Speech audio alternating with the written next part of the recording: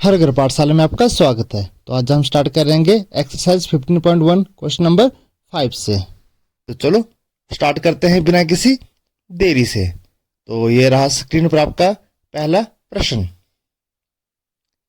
प्रश्न है, निम्न तालिका प्रयोग कर एक रैखिक आलेख बनाइए। विभिन्न वर्षों में किसी पर्वतीय नगर में हिमपात के दिनों की संख्या है। The number of days a hill side city received snow in different years. अलग अलग वर्षों में कितने दिन वहां पर बर्फबारी हुई, ये इसका डाटा है। जैसे 2003 में 8 दिन हुई, 2004 में 10 दिन हुई, 2005 में 5 दिन, 2006 में 12 दिन। तो यही हमने डाटा यूज करना है, यही आंकड़े यूज करने हैं और हमने यहाँ पर ग्राफ ड्रॉ करना है। तो चलो स्टार्ट करते हैं। तो 2003 में ये 8 दिन था, तो 2003 और 8 के सामने हमारे पास ए पॉइंट आ गया। 2004 में 10 दिन था, तो 10 के सामने हमने पॉइंट लगा दिया। 2004 के सामने ये बी पॉइंट हमारे पास आ जाता है। ये 2005 में कितना था, ये 5 दिन हुआ था। तो 2005 के लिए हम क्या करेंगे, 2005 जो हमारे पास ईयर है इसके सामने चलेंगे और ये हमारे पास जो आंकड़ा दे रखा है 2005 का कितना 5 है, तो 5 के सामने भी हम इसको रखेंगे। तो 2005 और 5 के सामने हमारे पास सी पॉइंट आ जाता है। तो ये रहा आपका सी पॉइंट। अब 2006 में ये कितना था, 12 था, ठीक है ना, 12 दिन लगातार, तो 12 पॉइंट हमारे पास ये डी पॉइंट आ जाता है। तो इस तरह से हमारे पास एक रैखिक आलेख आ जाता है, एक लीनियर ग्राफ आ जाता है जो हमारे पास आंकड़े दे रखे थे। तो इस तरह से क्वेश्चन आपका सॉल्व हो चुका है। तो अब चलते हैं अपने नेक्स्ट क्वेश्चन की तरफ। विभिन्न वर्षों में एक गांव में पुरुषों व स्त्रियों की संख्या, जैसे हमारे पास वर्ष दे रखे हैं, यहाँ पर हमारे पास 2 लाइनें आएंगी, एक पुरुषों की संख्या है, दूसरी स्त्रियों की संख्या है। तो हमारे पास यहाँ पर 2 लीनियर ग्राफ आएंगे। ओके, ग्राफ तो एक ही होगा बट यहाँ पर जो लाइनें बनेगी 2 लाइनें बनेगी। तो चलो देखते हैं कैसे इसको सॉल्व करते हैं। तो ये हमारे पास ग्राफ आ चुका है। एक्स एक्सिस जो क्षैतिज वाली हमारे पास अक्ष है वहां पर हमने ईयर्स लिख दिए हैं। जो ऊर्ध्वाधर जो वर्टिकल है वहां पर हमने पॉपुलेशन लिख दी है, जनसंख्या। ये अंक है बट ये हजारों में है ये अंक। ओके, तो चलो स्टार्ट करते हैं। पहला पॉइंट 2003 में मैन के लिए करते हैं, कितने थी ये, 12 थी ये। तो 12 के सामने 2003 के सामने हमारे पास ए पॉइंट आ चुका है। अब 2004 की तरफ बढ़ते हैं। 2004 में 12.5 हजार थी ये, तो 12.5 12 और 13 के बीच में पॉइंट आता है, तो हमने बी पॉइंट ये ले लिया है।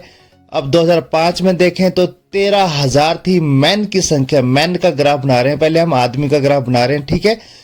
इसी तरह 2005 और 13 के सामने ये सी पॉइंट आ चुका है। अब 2006 की तरफ चलते हैं। 2006 में जो हमारे पास, आप बुक साथ में खोलते रहिए, हमारे पास जो पॉइंट है 13.2 है, तो 2 पॉइंट यहाँ पर आ जाता है। और 2007 में ये 13.5 हो जाती है। तो ये हमारे पास जो हमारा लाइन आई है ये पुरुष की लाइन आ चुकी है। अब हम महिला की लाइन की ओर बढ़ेंगे। इसी तरह से सेम ग्राफ हम एक और ड्रॉ करेंगे, देखते हैं हमारे पास क्या क्या वैल्यू है। तो नंबर ऑफ वुमेन 2003 में 11.3 थी, तो हमारे पास 11.3 यहाँ पर आ जाता है। 4 में 11.9 है, तो जी पॉइंट ये आ जाता है। 2005 में 13 है, तो 13 पॉइंट वहाँ पर एच के पास आ जाता है। ओके, 2006 में 13.6 है, तो हमारे पास 13 और 14 के बीच में पॉइंट आई आ जाता है। 2007 में ये 12.8 है, तो हमारे पास ये पॉइंट यहाँ पर आ जाता है। तो जो महिला का जो लीनियर ग्राफ है वो डॉटेड लाइन में आया हुआ है। तो इस तरह से हमने ये 2 ग्राफ लीनियर ग्राफ बना दिए हैं पुरुष और महिला के। आपने इसको क्वेश्चन को बार बार देखना है, इजी क्वेश्चन है, ये कंपैरिजन आ जाता है। जब 2 कैटेगरी के बीच में तुलना करनी हो तो ये आंकड़े बहुत ही सही होते हैं समझने के लिए। तो इस तरह से क्वेश्चन आपका सॉल्व हो चुका है। तो अब हम चलते हैं अपने नेक्स्ट क्वेश्चन की तरफ। क्वेश्चन नंबर 6, एक डाकिया किसी नगर के पास ही स्थित एक उपनगर में एक व्यापारी को पार्सल पहुंचाने के लिए साइकिल पर जाता है। जैसे पार्सल होते हैं ना, डाकिया के पास आजकल पार्सल बॉय आते हैं, तो ये दूरी तय की है इसने, ये ठीक है ना। ये डिस्टेंस दे रखा है कि 8 बजे से चलता है, 12 बजे तक उसने शहर तक जाना होता है। तो 9 बजे कहाँ पहुंचा, 10 बजे कहाँ पहुंचा, 11 बजे कहाँ पहुंचे, एक लीनियर ग्राफ यहाँ पर दिया हुआ है। चलते हैं पहले पार्ट की तरफ। एक्स अक्ष पर समय दर्शाने के लिए क्या पैमाना प्रयोग किया गया। तो 8 से लेकर 9 बजे के बीच में 1 घंटा होता है, तो 1 घंटे में हमारे पास 4 बॉक्स आ रहे हैं, तो 4 इकाई का 1 घंटा हुआ। ओके, तो यहाँ पर यह हमारा पैमाना है यहाँ पर। ओके, एक्स अक्ष वाला। ठीक है। उसने पूरी यात्रा करने के लिए कितना समय लिया?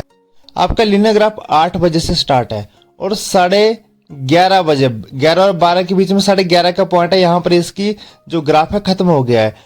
तो 8 से 11:30 बजे के समय जो बनता है वो 3.5 घंटे बनते हैं। ओके, तो इस तरह से आपका यह प्रश्न भी कंप्लीट हुआ। 3.5 घंटे में इसने अपना ये दूरी तय की। ओके, तो अब चलते हैं अपने नेक्स्ट क्वेश्चन की तरफ।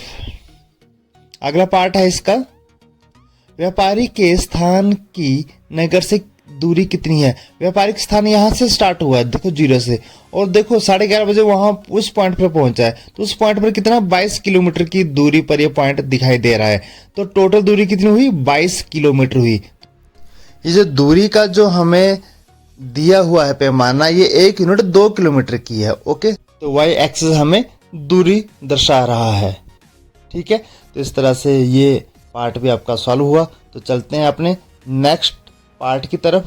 डी पार्ट, क्या डाकिया रास्ते में कहीं रुका? विवरण दीजिए। तो रुका कहाँ? 10 बजे ये 16 किलोमीटर पर था, और गौर से देखें 10:30 बजे भी ये सेम 16 किलोमीटर की दूरी पर ही था। तो टोटल दूरी तय की इस समय में 0 किलोमीटर। जी हाँ, तो डाकिया यहाँ पर रुका था, तो 0 किलोमीटर मतलब चला ही नहीं हो। ओके, तो यहाँ पर ये रुका 30 मिनट के लिए। 10 से 10:30 बजे के बीच का वो समय है।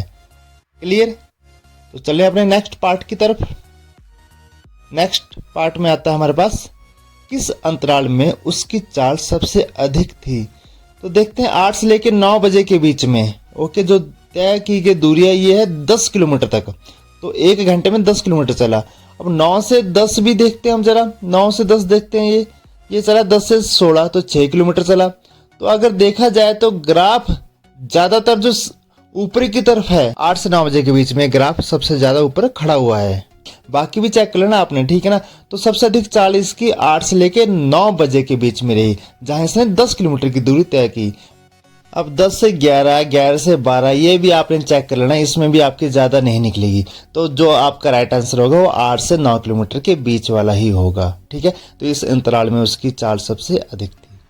Got it? तो क्लियर हो गया ये क्वेश्चन आपका। ठीक है, तो इस तरह से ग्राफिकल टाइप के ये क्वेश्चन थे, लीनियर ग्राफ से रिलेटेड ये क्वेश्चन थे। ठीक है, इस क्वेश्चन में आपको ग्राफ दे रखा था, आपने आंसर बताने थे। ग्राफ रीडिंग एक स्किल होती है। ओके, क्योंकि ये जो ग्राफ होते हैं इनसे काफ़ी चीज़ें क्लियर हो जाती हैं। जो टेबुलर फॉर्म होते हैं, आंकड़े होते हैं, इनको एक कंपैरिजन के तौर पर हम देख सकते हैं ग्राफ में। तो ये बहुत ही अच्छी एक यूनिट है ये। ठीक है, तो आपने इससे रिलेटेड जो हमारे एग्जाम्पल हैं वो भी आपने करने हैं, ये एक्सरसाइज भी आपने साथ साथ में करनी है, जो वर्कशीट दी जाती है वो भी आपने सॉल्व करनी होती है। ठीक है, तो अब चलिए अपने नेक्स्ट क्वेश्चन की तरफ।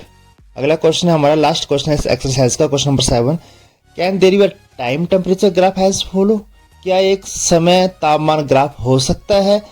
हमने हर ग्राफ को देखना है, जस्टिफाई करना है, क्या प्रैक्टिकल पॉसिबल है ये ग्राफ या नहीं है। ओके, तो चलो स्टार्ट करते हैं पहले ग्राफ से। देखो टाइम बढ़ रहा है और टेम्परेचर भी बढ़ रहा है, ऊपर की तरफ ग्राफ जा रहा है। तो समय के साथ तापमान बढ़ता है। हाँ जी, बढ़ता है। जब दोपहर होती है तो तापमान बढ़ने लग जाता है गर्मियों के दिनों में। ओके, तो वैसे भी हम टाइम के साथ टेम्परेचर बढ़ता है, ये हम ग्राफ कह सकते हैं कि सही है। ओके, अब टाइम के साथ टेम्परेचर घटता भी है। इस लीनियर ग्राफ में ये दिखा रखा है कि टाइम तो बढ़ रहा है बट टेम्परेचर कम हो रहा है। ये रात के समय ऐसा होता है, जैसे टाइम हमारा बढ़ रहा होता है, ठीक है, और टेम्परेचर हमारा घट रहा होता है। ठीक है, तो ऐसा भी पॉसिबल है, ये ग्राफ भी पॉसिबल है। ये रात के समय को दर्शा रहा है ये ग्राफ। ओके, वैसे भी दिन के समय अगर दोपहर को धूप हो, शाम जैसे को फिर क्या हो जाती है, ठंड हो जाती है, तो टेम्परेचर डाउन हो जाता है टाइम के साथ साथ। ठीक है, इसमें क्या कह रखा है? इसमें कह रहा है ये कि टाइम उतना ही है और टेम्परेचर एकदम से बढ़ रहा है। देखो 5 बजे टेम्परेचर 10 डिग्री था और 5 बजे ही 50 डिग्री हो गया, तो ऐसा पॉसिबल नहीं है। ओके, एक ही समय में, ठीक है ना, अलग अलग टेम्परेचर नहीं हो सकते हैं। No different temperature at same time is not possible. तो ये ग्राफ पॉसिबल नहीं है। ओके, तो ये थर्ड जो था ये आपका पॉसिबल नहीं है। जो फोर्थ है हमारे पास, टाइम बढ़ रहा है, टेम्परेचर उतना ही है, ये शो कर रहा है। टाइम तो बढ़ रहा है, देखो टाइम की तरफ लाइन बढ़ रही है।